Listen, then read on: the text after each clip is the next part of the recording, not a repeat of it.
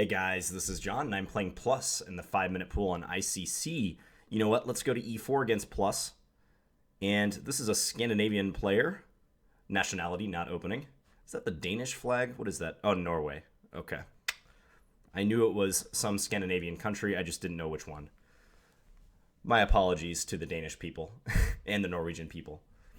All right, so we have this Nimzowitsch opening, knight c6 on move 1. I generally like to meet that with just knight f3, because if you play d4, they can play e5.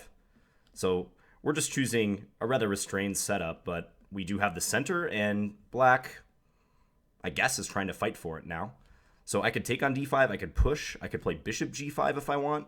This knight somehow seems a bit misplaced, but it's kind of like a French defense, isn't it? Like if I play e5, they go knight d7, and this bishop has been liberated from the pawn chain. I kind of want to keep the tension for some reason. Like bishop g5 seems decent. Maybe I can play more aggressively too. Like knight e5 might be possible. Knight e5, bishop takes e2. If I take with the queen, they have knight takes d4 though. So that doesn't appear to work. Bishop g5, I think they'll probably play bishop e7, and I might be back at square one. Taking on d5 seems really lame, but it's possible it's the best move. Yeah, you know what? I'm going to do that, and if they take with a pawn, I'll just play h3. Takes with a knight instead. Okay. This player is full of surprises. All right, well, let's just play h3. Plussss says in the chat, great vids. Thank you, Plussss. I'm not going to type back to you right now because my keyboard is actually a little ways away from my mic. But thank you if you're watching. And chime in with your comments after the game if you have some. So bishop e7. All right, so I have the bishop pair now.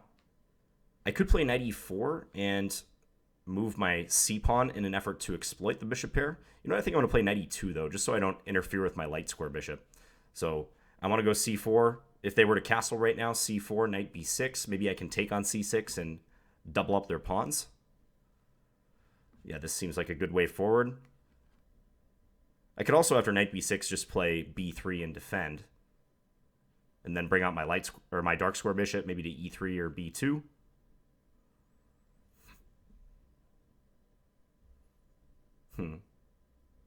They do play knight b6. Okay, so to take or not to take.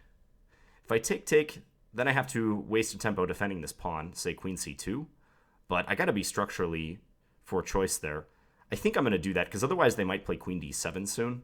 And the chance to double up their pawns, double isolate them, will have gone. So I'm playing against black structure here. This move makes a lot of sense to try to rid themselves of one of their weaknesses. Maybe rook d1. Rook d1 looks good. So if they take, I can take with my knight. I could also play c5 is a move, but I'm not sure I want to give up the d5 square. So let's just do this. Knight takes e6 as a threat. So probably they're going to have to vacate the d file with their queen. Maybe queen e8 to guard c6 as well. I'm happy with this position, though. I think I'm slightly better in view of the structure. Okay, so this move invites knight c6. Probably they'll play bishop f6 in that case. I could just develop something like bishop f4. Again, I don't really want to play c5 so soon. Be really nice to play knight c6 and then have something against their bishop f6 move, but I don't know what that would be. Not seeing it. So I think I'm just going to bring this out. They might play for c5. That's a distinct possibility, but knight b5 and maybe I can hone in on the d6 square. That's also an option. Somehow I feel like my bishop is going to be more active on f4 than it would be on, say, e3. So that's why I chose this square. e5 is not a threat. We can just take the pawn. Let's see what we get out of this.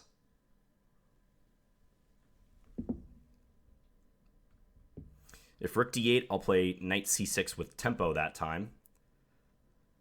And then rook takes d1, bishop f6.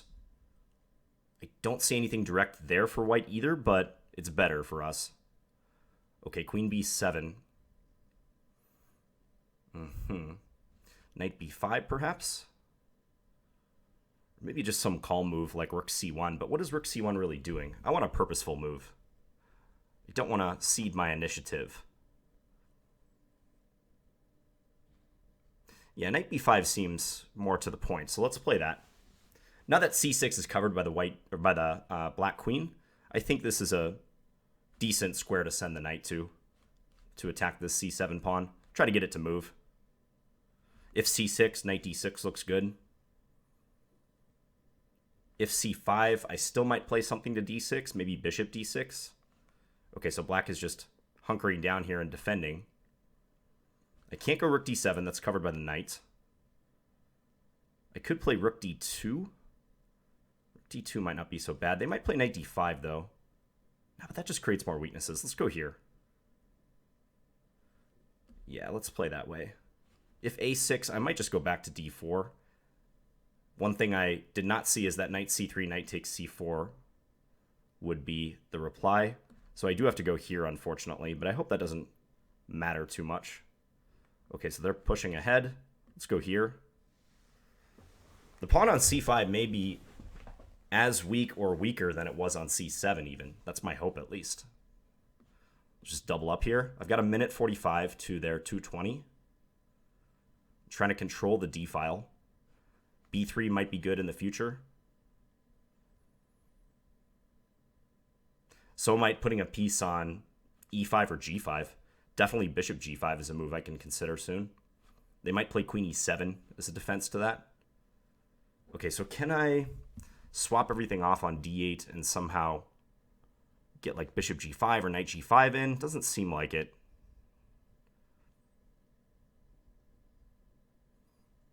I could just play a patient move here like b3, but again, is that really to the point? Maybe knight g5 is the way to do this. Yeah, let's play this way. So if they play g6 in reply, my thinking is knight e4 hitting the bishop and also hitting the d6 square. Decent chance they'll just take this knight, but then I have a bishop versus a knight on a pretty open board, and I'll be striving to control d8 as well.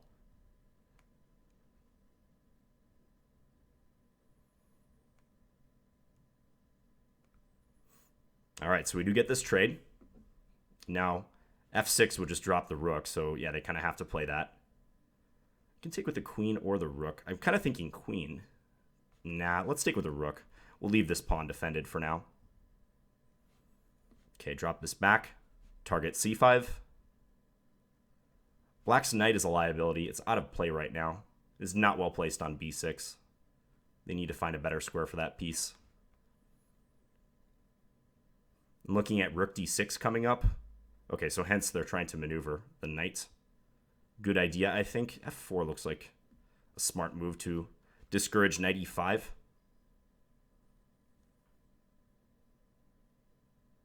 They're going to send the knight through this square. Interesting. Quite interesting. All right, so maybe I need something like this. Try to harass this e6 pawn. If rook c6, probably queen d2. Looking for a trade, and then I want to attack e6 is the point of all of this. So you're just going to let me take, okay? Yeah, he's sacking a pawn for activity. My rook is on a slightly weird square, but I am attacking this, and c5 is somewhat under attack as well. They're coming into the queen. Okay, let's play here and just guard the e1 square.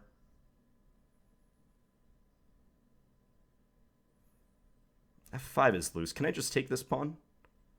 I think so. I don't see why not. Knight g3. Knight g3 is the problem here. Yikes. Yeah, I completely missed this move.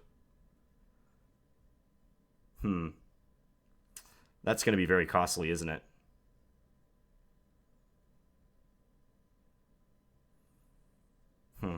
Yeah. They get queen e1, and I think is the problem after this. I'm just going to go here and try to do something, but yeah, this is very bad. Okay, let's do this. Try for h5. See what we can whip up here, but yeah, I mean, this is clearly losing. Okay, I'm just going to resign. Yeah, so I missed that knight g3 was possible after rook takes f5. Just a straight up blunder. I think here, probably some move like rook d5 would be good. something patient just to block black's play down the file. And white should be up a pawn. I mean, black has a knight on e4 and a somewhat active queen, but there are no threats per se. But unfortunately for me, after knight g3, there's not even a way I can get an exchange, because note that after knight g3, knight takes f5, if I take back, they have queen e1, and then they pick up my bishop, and I'm just down a rook for nothing.